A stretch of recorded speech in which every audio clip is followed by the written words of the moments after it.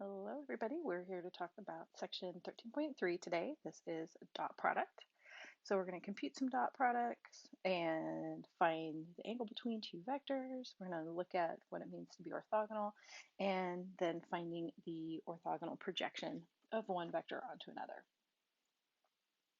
So first off is our definition of the dot product. So there are two definitions of the dot product. One is geometric and the other is algebraic.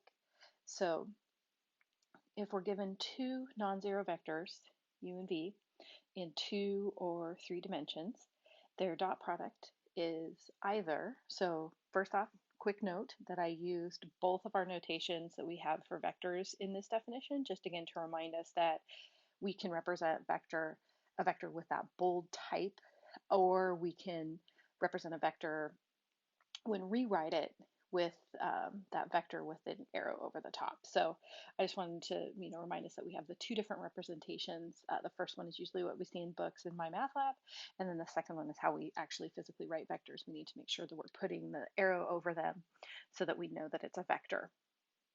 So first off is the geometric definition of the dot product.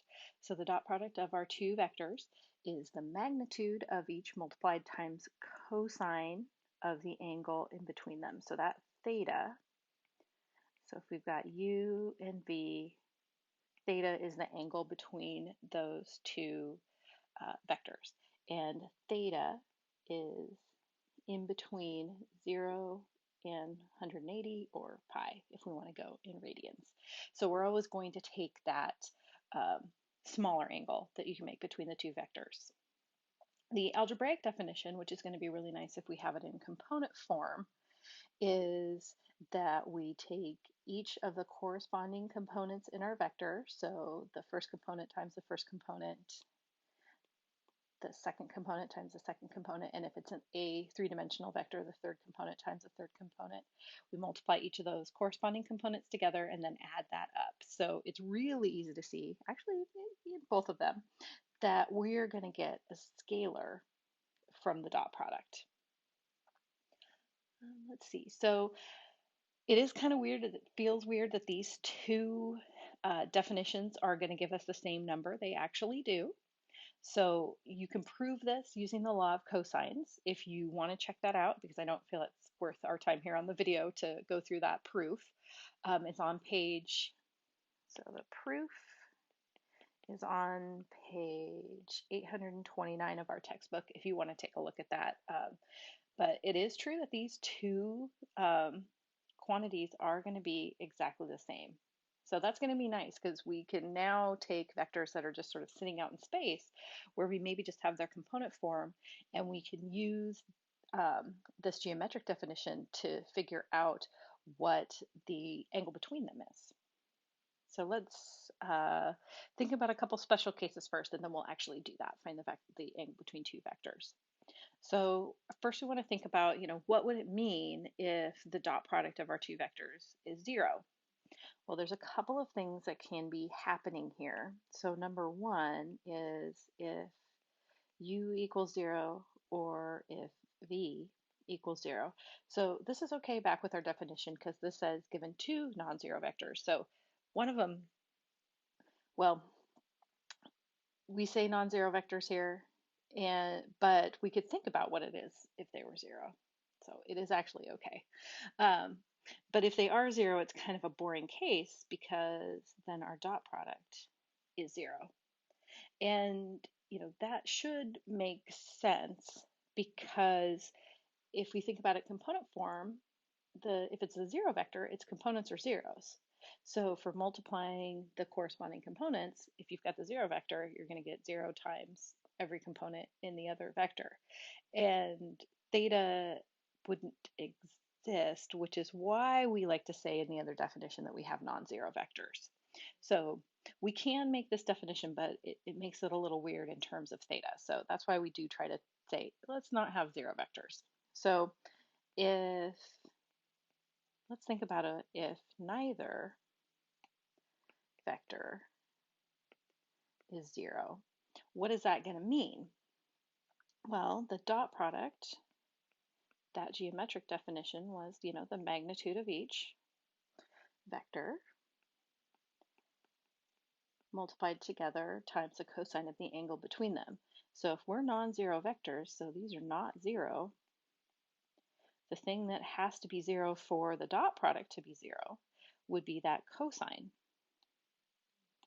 So this is zero. So if we think about, okay, when is cosine of theta equal to zero?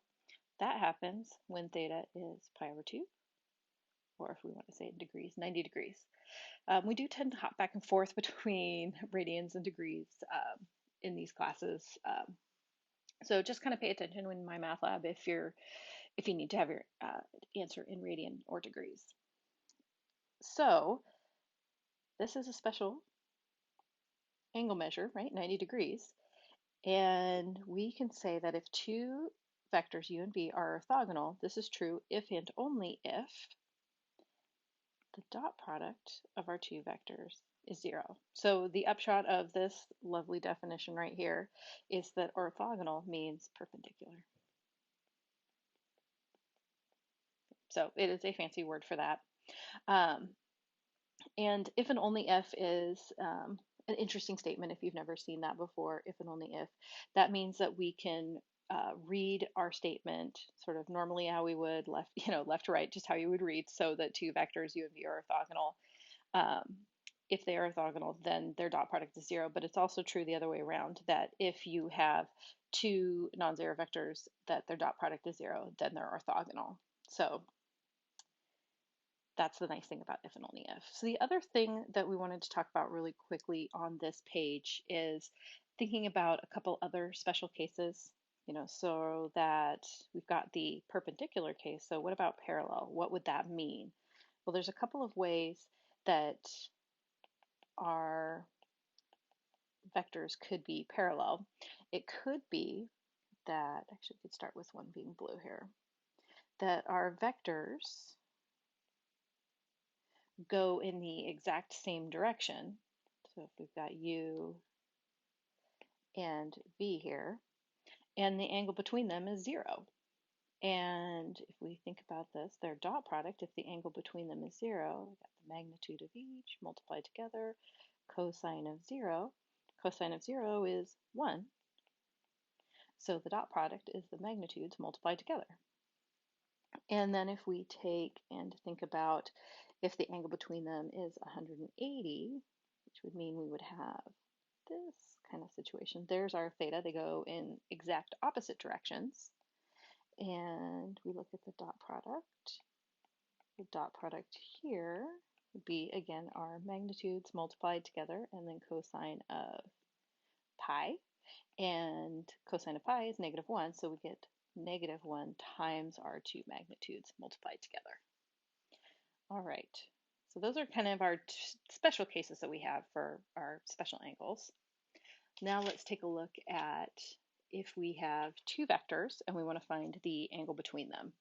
So we're going to use kind of a combination of the algebraic definition and that geometric definition, because that geometric definition says that if we have the dot product, it's equal to the magnitude of each times the cosine of theta.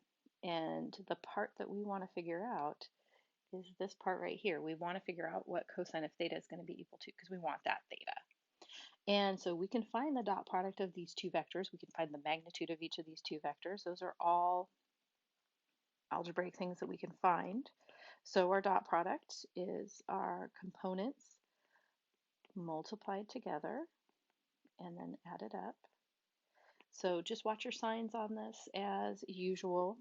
The first time I did this, I just did not even pay attention, and I didn't get my negative written for my 50, and that made it so that things didn't work out right. So just, as with everything, watch those signs. We can do the magnitude. We've done that a lot. We're going to get 9 plus 25 plus 4.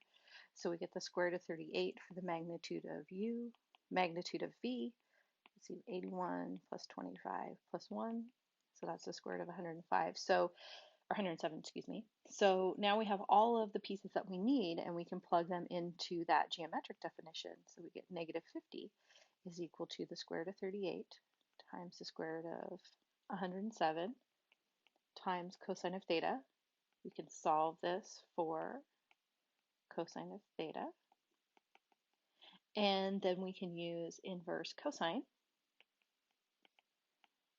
and type this into our calculator and get our angle. Now the nice thing about using cosine and inverse cosine is that the domain of inverse cosine is 0 to 180 or 0 to pi. So this is going to give us exactly the angles that we want, because we're always going to take that angle that's less than or equal to 180, and so we get theta is equal to 141.6 degrees. And it's totally fine to be in degrees here when it's not one of our special angles.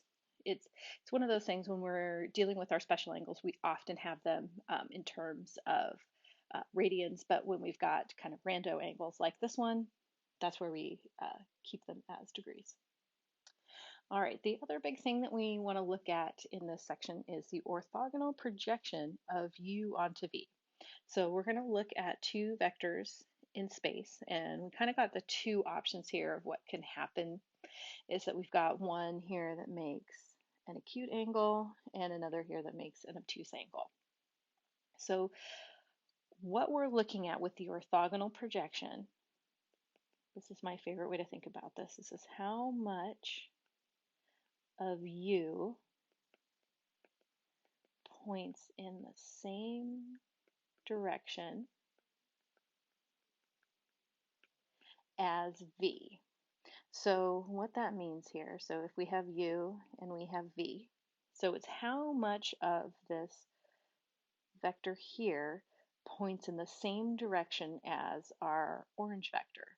So what we're going to do is drop a perpendicular down and basically kind of treat that vector V like it is a horizontal axis and say, okay, how much of U goes in the same direction as V?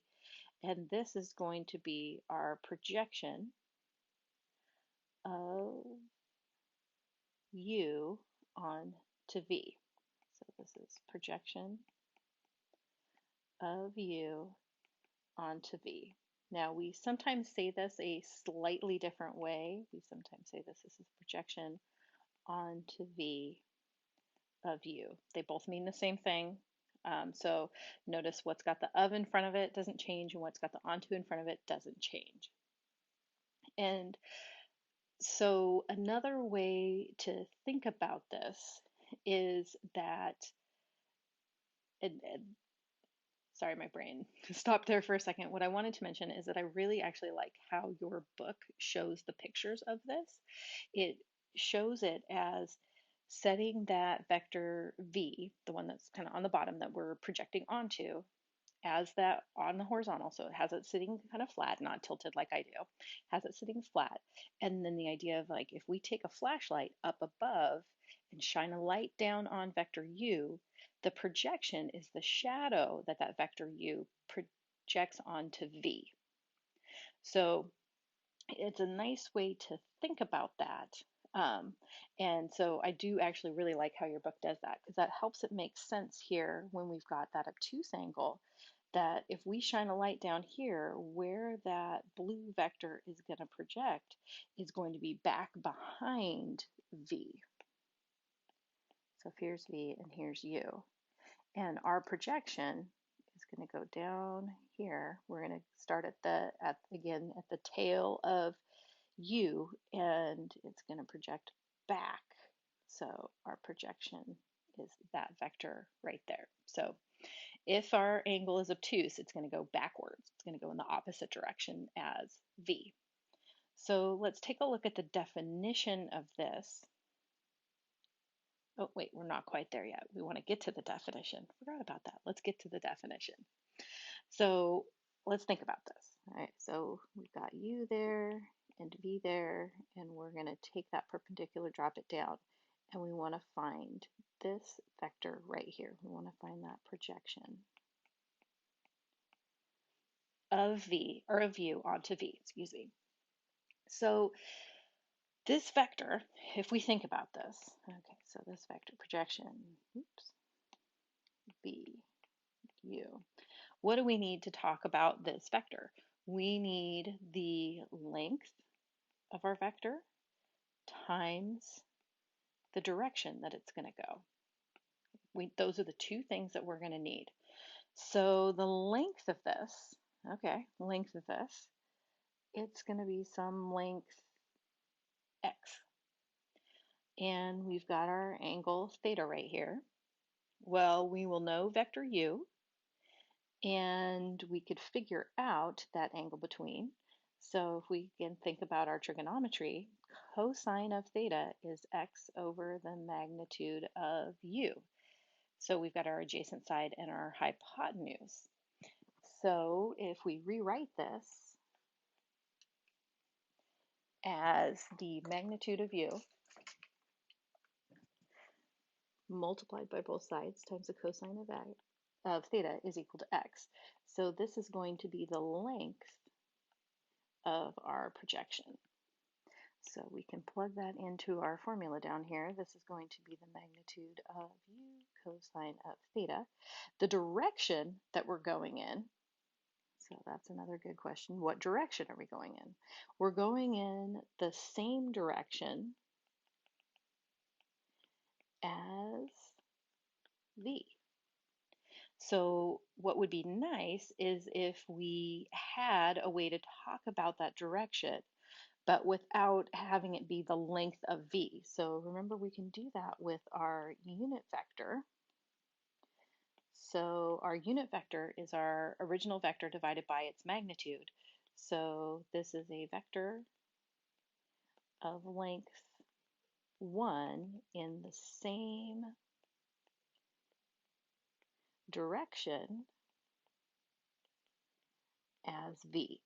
So now we've got our length that we want times that unit vector that's in the direction that we want. So we can actually figure this out now. So now the problem is that, like we said, we don't often know what that actual angle is between our two vectors, but from the dot product, we know that it's, again, our magnitudes multiplied together is cosine of theta. So we often use this definition solved for cosine of theta.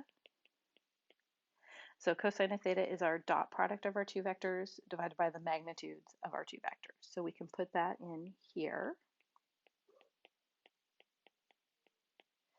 And then we've got our unit vector. Okay, so what have we got here? Okay, and what I don't like is that I used dots for multiplication and dot for dot product. But that's also why it's very important that we use that notation with the arrows to realize when we have vectors versus when we have scalars, so that when we're looking at that dot that I'm using for multiplication here, that's meaning that that is a dot product versus the dot that I'm using right here, that is a dot for multiplication. So this is where that math notation, it gets a little crazy, but we've got to be really careful and really just understanding what it is that we have, what kind of quantities that we have. And I wished more things canceled out, but that's about it. That is it.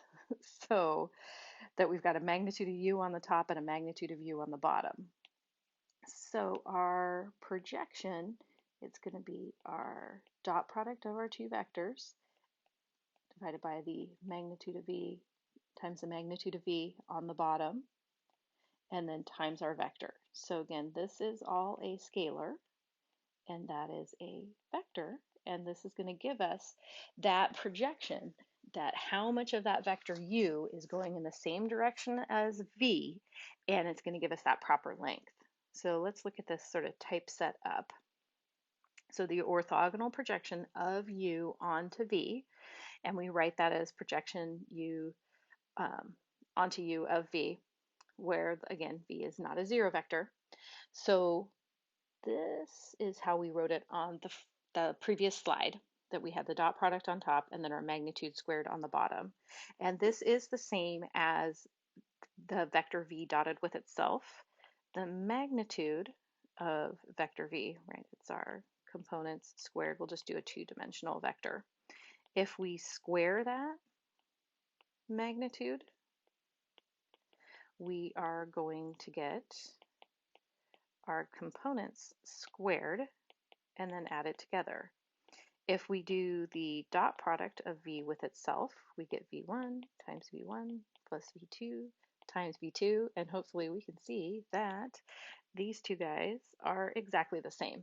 So notation-wise, those are exactly the same. It's whatever way you like to look at it. It really doesn't matter. So let's take a look and actually do one of these where we get that projection of our vector onto another one.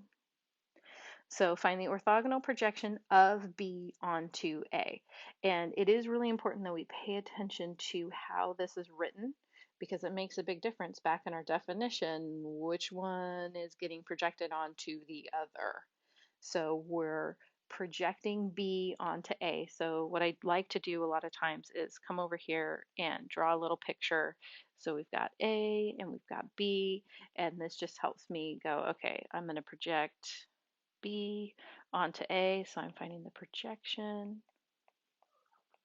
of vector B onto A. So what this is going to mean, projection A onto B, write it again. Sorry, I'm in my bedroom and my cats are one of my cats is getting a little sassy in here.